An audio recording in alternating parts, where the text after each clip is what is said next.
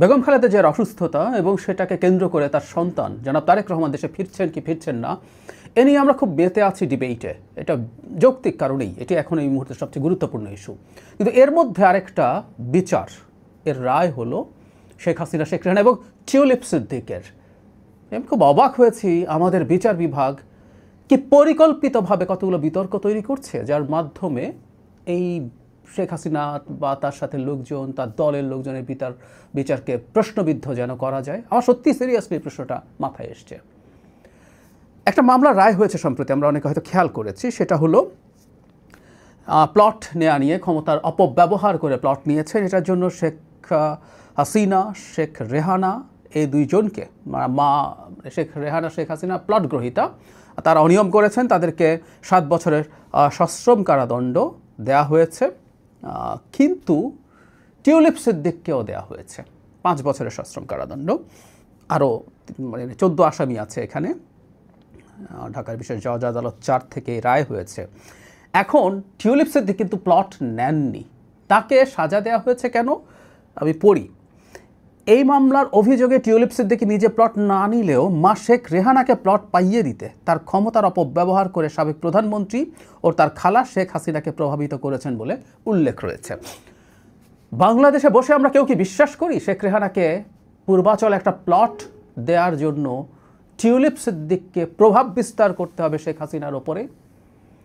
শেখ হাসিনা শুধু নন, শেখ রেহানাও বাংলাদেশে বসে বসে কিভাবে হাজার হাজার কোটি টাকা তার প্রভাবে লুটপাট করে পাচার করেছিল, এই তথ্য আমাদের জানা। 10 কাঠার একটা প্লট কিছুই না, শেখ হাসিনা দেবেন। এবং যেহেতু তার উত্তরাধিকার নিয়ে দু বোনের মধ্যে দ্বন্দ্বের কথা শোনা যায়, একটা প্লট রেহানা চাইবেন, আমি তো মনে করি চাইতে হবে না, শেখ হাসিনা এমনিতেই দিয়ে দেবেন।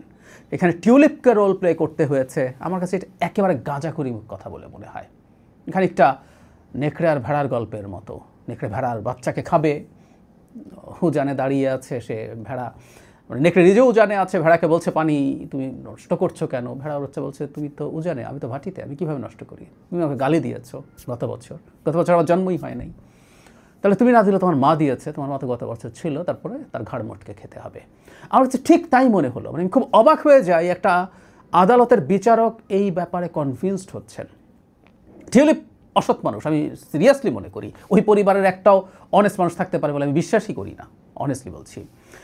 টিউলিপের অবৈধ সম্পত্তি নিয়ে তার বিরুদ্ধে যে রায় হয়েছে সেটার যথেষ্ট গ্রাউন্ড ছিল এবং সেটা নিয়ে মানে ব্রিটেনে প্রচুর সমালোচনা হয়েছে, আলোচনা হয়েছে।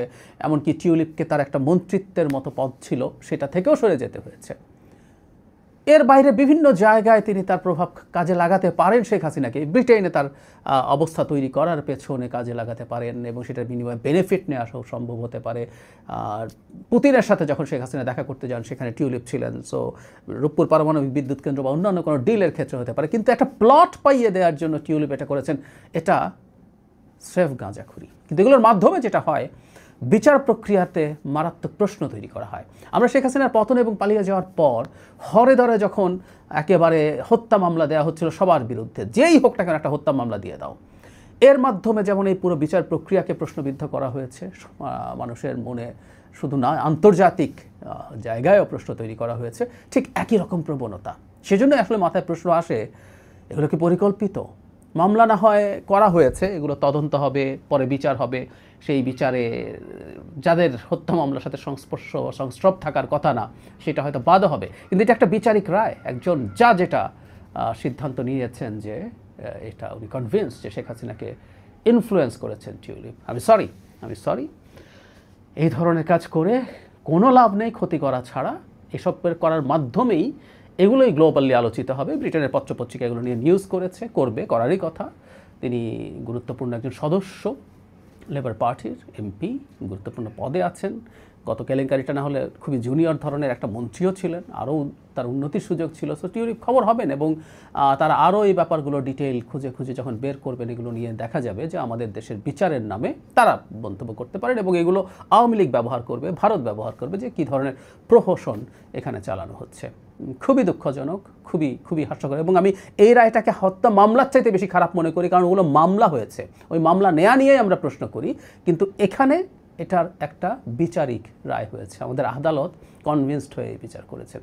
খুবই দুঃখজনক। আমি খুব শক্তভাবে এই ধরনের প্রবণতার প্রতিবাদ করে রাখলাম।